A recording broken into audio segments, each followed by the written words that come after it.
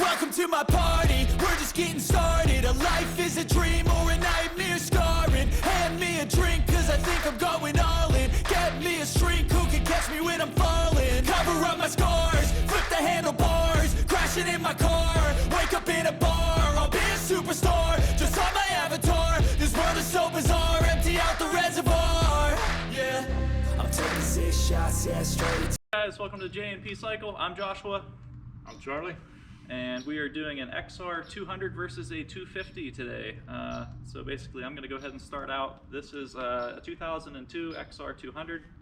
This bike, after 1992, or actually the year of 1992, the suspension was downgraded. It's not adjustable, it's not rebuildable. So basically you're getting a bike that's a lot shorter. It's not as competitive in the trail, but it's good enough to go out and have a fun time. You know, the front forks definitely bottom out. If you do anything even remotely quick on it, it certainly bottoms out, and the rear shock on this is pretty pitiful as well. So if you've been following along our other video, we're kind of going over the how to kind of upgrade the suspension on this bike. So this over here is a 1987 Xr2. Is it 86? 86 250. So this is the bike you would buy if you found one of these as a rolling parts bike. That would be the parts you'd take and put on here to upgrade your suspension. So you have a disc brake on this one. The forks are a bit wider. You know, they're beefier. Yeah, you know, they have more. You know, just more stability. More stability, yeah. I mean, when you hit a jump or something, I wouldn't say you'd probably want to be jumping off of cliffs with this bike, but it certainly has better suspension than your 200. The rear shock is adjustable. It has adjustable dampening on it. So it's certainly ahead of the game as far as the 200 goes. So as far as suspension goes, the 250 gets the win in that book. The next thing is comfort. Both XR bikes, I don't think I've really ever sat on an XR that's been uncomfortable. But as far as the seats go, and you can see it's a pretty plush seat, right? I mean, I think pretty much everyone here has ridden a 200 at some point, so you know it's a fairly comfortable bike. Has a nice seating stance, so your back doesn't get sore when you're out for long rides. So I love the seat on this bike. If I could have this exact seat on every bike, I think the world would be a better place. And this seat here, this is the 250 seat. It is a little stiffer, but it has a nice seating stance, just like the other XR that we have here. Pretty comfortable. We've ridden these for many hours out on the trails, so they're great for long rides. So I would say there'd be a tie for the two of these. You would agree? Oh yeah, yeah. Good long rides. More power, a little less power, but comfort. Very comfortable bike. Yeah, both bikes equally comfortable. Not going to beat you up too bad unless you're bottoming out the whole time, and that's just because of the suspension on the 200. Yeah, next we're going to get into power. So the 200 is a single cylinder 4-stroke engine, just like the 250. The only difference is this is a 2-valve bike. The 200 is a 2-valve, and the 250 is a 4-valve bike. So you're going to get a little more power, obviously the bigger piston, more valves.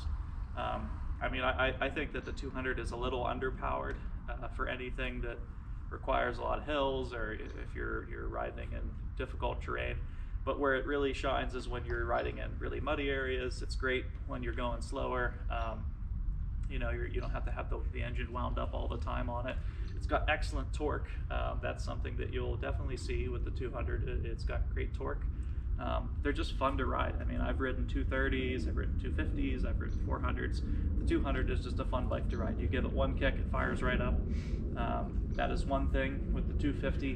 The kicking on it seems to be a little bit more to get it fired up, but sometimes it fires up in one kick. It just depends on the day, I think, with the weather and you know, temperature, barometric pressure. Right. So, I mean, as far as power goes, the 250 wins. It is heavier by quite a bit. I think this bike is like 225, and I think that 250 is probably up around 250, 260, somewhere in there. I don't know the official weight of it, wet weight, but I'm sure it's at least 40 pounds more. 245, 250. I do believe. The other thing you'll notice, just parts-wise, this 2002 bike, they stripped all the aluminum parts off of these after 1991. So obviously this is an older bike, and it is it has more premium parts, I guess you could say. So it's got an aluminum swing arm on it. It's got an aluminum engine guard up front. You know, the rims are aluminum. I think they kept the rims aluminum on these newer Xr200s as well, but you know, from that standpoint, it's a little, they tried to save some weight in different areas. We put new fork boots on this one this past summer, so those are aftermarket. This is a Cobra exhaust. It's a bit, you know, a little bit more high performance on it. So yeah, I mean, these two bikes are great in the trail. We have ridden both of these down at Wellsville. If you want to check out some of the videos of us riding down there, we've ridden these down at Wellsville. We've ridden them up at what was the place? Mines and Meadows. Mines and Meadows. So we've done a couple trips out there. You know, they're both fun bikes. You know, the one thing I think you don't have to deal with the 200 is when the bike gets really hot, it's still pretty easy to start. I think the 250 struggles sometimes to start when it gets pretty hot. That's something we've noticed about it after a long ride. It's harder to start as you go along. So if you lay it down, it takes a little while to clear the carb because it gets a little too much gas up. Yeah, I mean, definitely if you lay the 250 over and you got to kick it a lot. Actually, this past summer, Pap laid the bike down and I laid it upside down. I had to kick that thing like a million times to get it to start till I was totally out of energy, and it finally fired up, thank God, but it was definitely flooded. If you can let it sit for 15 minutes, then it'll probably start right up. It's Young man, too much energy, and the old man with the wisdom of having a little patience, as I'm told to do. That's why I drive an electric start now. Yes. I don't like the kick. Too old. Yep. But good bike for a young guy. Mm-hmm. And then you even notice the linkage on these bikes. They kind of changed how the linkage works on the newer 200s as well. Let me just grab my GoPro here and let me adjust these stands so everybody can kind of see what I'm saying. Bear with a few changes from the older bikes, and I can actually, Pap, if you wouldn't mind pulling out that older Xr200 right there, I can kind of show them the difference between the linkage that they changed. You don't have to pull it out too far, just a little bit. So you can see the linkage down here. They actually changed, they kind of removed, I think, some of the pivot pieces to it, and then there aren't any grease fittings on the newer bikes. So you know, it's not going to hold up as well. I mean, if you look at this older bike here, that's perfect right there. You know, they've got grease fittings on all these different pieces and below. So grease fittings are really nice to have on an older bike, or really any bike. I wish that the 230s and the newer 250s of this world would have grease fittings. As you can see on this older, this is a, so I'm not wrong in saying it, the plate's on the other side. Let's see what year this bad boy is. It is 1988. 88. So here's an 88, and you can see that they changed the linkage on this. You can see that it's a little different. They've got like a single spline down the middle, and then they've got grease fittings all the way around on this entire bike. So you know, the older bikes, they just built them better, I think, and easier to maintain, easier to take back apart with the grease fittings too, because when you go tearing these things apart, the ones without the grease fittings, you use a big hammer.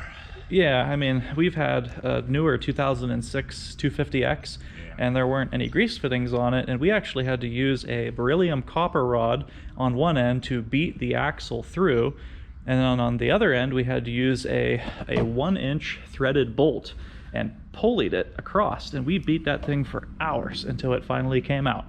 So probably because they rust, it gets rusty, and then it gets scalded up. Yep. So that's the value of a grease fitting for people who work on their bikes. Take back apart and do repairs on it. Yeah, and you can even see the difference in height between these two bikes. It's slightly taller.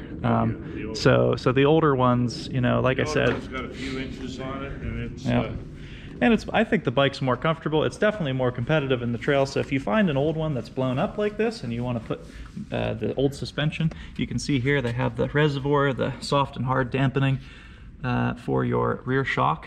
And then the other thing is, I've actually seen on the XR forum, so thank you for whoever posted that, you can actually buy a KX85 rebuild kit and it will work on these XR200s. So that is a great bit of information that I just found out. Thank you for posting that on the forum. I'm sorry I don't remember your name, but that was definitely great information to have. So if you need to rebuild your shock, you can buy a KX85 Kawasaki rebuild kit for KYB, and you can rebuild your shock. So yeah, basically that's the review. Both great bikes. If you can get one for a decent price, pick it up. Go out, hang out, have a fun time. It's good, clean fun. You know, the 250 is more of a big boy's bike. If you're into kicking bikes and having something with more power, you know, this is the bike for you. If you're into something that's a little bit more simpler to maintain and you don't want to have to kick it a bunch of times and worry about maintenance, if you're just new to dirt bikes, the 200 is a great bike to get started with.